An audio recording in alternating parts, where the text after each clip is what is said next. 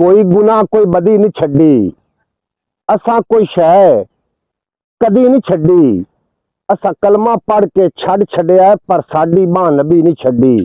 अस्सलाम वालेकुम सज्जनों बेलियो मित्रों, की हाल चाल। मैं तुहाडा दोस्त मोहम्मद अली खिजर, तुसीं वेखदे हो अपना चैनल पंजाबी वसेब एक नवे व्लॉग दे नाल मैं तुहाडी खिदमत च हाज़र हां। ते जनाब अज दे व्लॉग दे विच असीं बड़ी अहम गल करनी है, ते जरूर गल नूं समात करना। उस बंदे दी गल रद्दी हुंदी जदों सुनन वाला कबाड़िया होवे।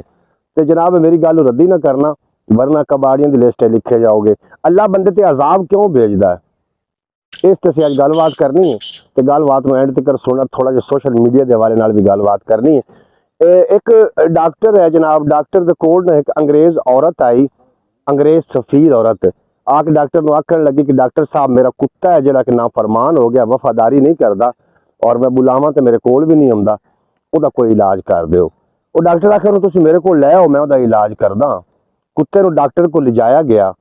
जो डॉक्टर को लिजाया गया, डॉक्टर ने आख्या कि कुत्ते 3 दिन मेरे को छड़ जाओ, चौथे दिन आ जाना, थोड़ा कुत्ता वफादार हो चुका होएगा। जो 3 दिन कुत्ते नूं छड्डिया गया तो होया कि डॉक्टर साहब ने सद मारिया अपने मुलाजिम नूं कि बख्तू।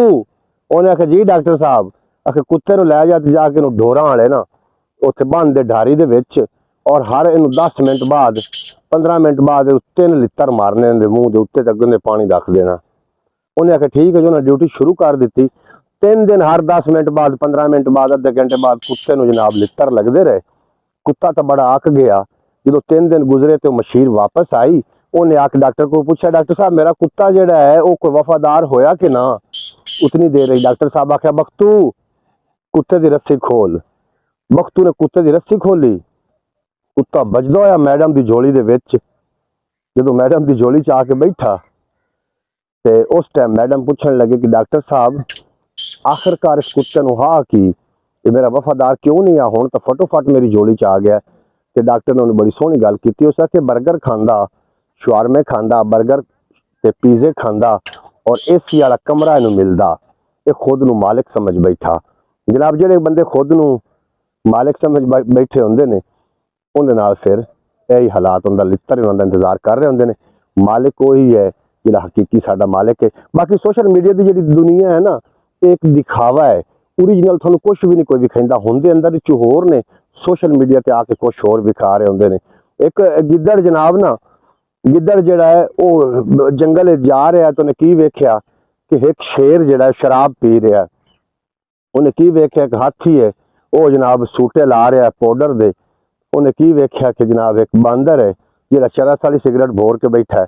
उन्हें जनाब बांदर नूं आख्या बुरी गल है चरस पीना। हाथी नूं आंदा यार तू पाउडर पी रहा, आओ मेरे नाल तुहानूं जंगल विखा के लियावां। जंगल च लैके निकल गया। जो शेर टकरिया तो शेर ने बोतल खोली हुई आई शराब वाली। उसने कहा बादशाह सलामत तुसीं क्यों शराब पी रहे हो, आओ साडे नाल तुहानूं जंगल विखाइए। उस टाइम शेर ने उन्होंने 2-3 लफड़ मारे। वो दोया आख्या यार चंगी गल कर रहा, तेन रोक रहा नशे तू, तो तू लफड़ क्यों इनू मार रहा। उस आखे कमीना सारी रात इवें जानवरां नूं टुरदा आप इन्हें भंग पीती होंदी।